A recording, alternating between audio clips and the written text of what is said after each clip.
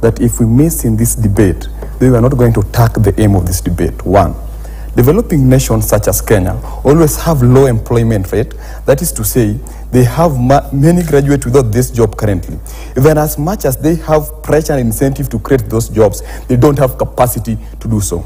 Secondly, basic education is always from nursery school to Form 4. University education is about providing skills to the people.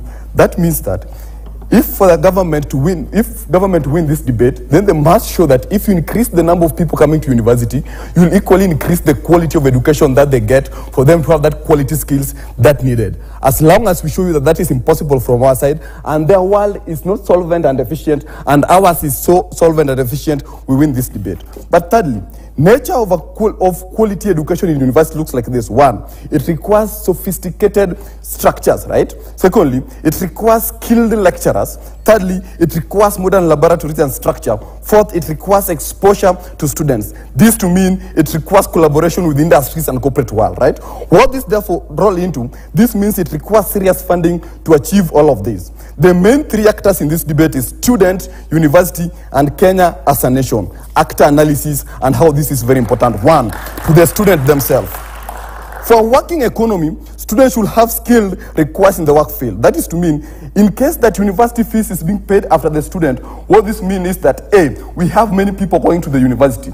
The number increases with lesser resources in our universities. Universities education therefore becomes theoretical instead of practical because there's no money to increase the structures. There's no money to give all these particular sophisticated structures, right? We give the numbers, but the ratio of lecturers to students now rise from 1 to 20 to 1 to 2,000 because everyone now get access to it. Instead of learning practical skills, they were brought into a lecture room and lecture explain theory. They go to places of work, then this is the impact it has. A, many graduates without skills, we get cases such as a doctor treating a wrong patient, right?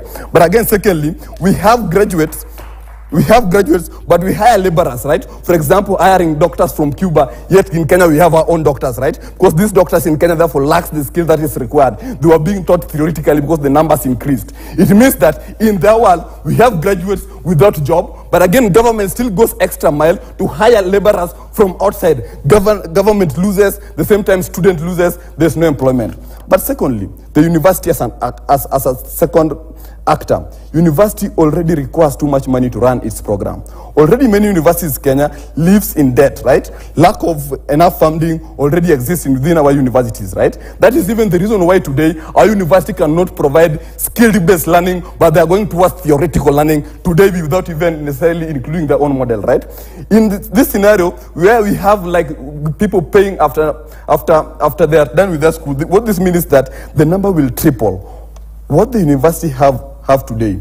This means that that number that already increased to our university therefore requires too much funding, right? This means that university will pump out theoretical based individuals who cannot get employment. The reputations of Kenya universities will go down. Ranking of Kenya universities with other universities will not become comparable, right?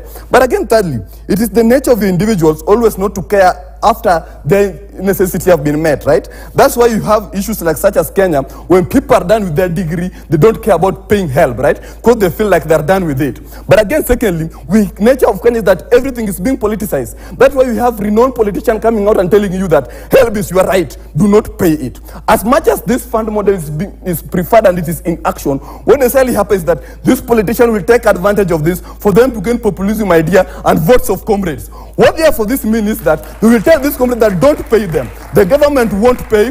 Comrades won't pay this money. Comrades won't pay this money after graduating. What this means is two things. One is either government coming in to pay this money for themselves. Because if they fail, students strike. There's a fight between the student and government itself. But again, secondly, government money in Kenya, government such as Kenya cannot have enough money to pay for all these universities for students to learn. What necessarily means that this university must work under debt. Already our university is dying. Already they are collapsing. Adding them this much burden, we are killing our own universities. They cannot teach students. We are having to have theoretical doctors. Many patients are going to be treated without necessarily having known what they are treating for, right? Let us look what market wants, right? If today, therefore, we want that everyone to come and learn medicine, what necessarily mean that in their free world, where everyone gets access to medicine, then in the next 6 years, we are going to produce over 50,000 doctors, which cannot be cannot be taken into the employment field. What this means is that we are going to have doctors without jobs, even in the world, taking them to their own best. At this, my partner will deal with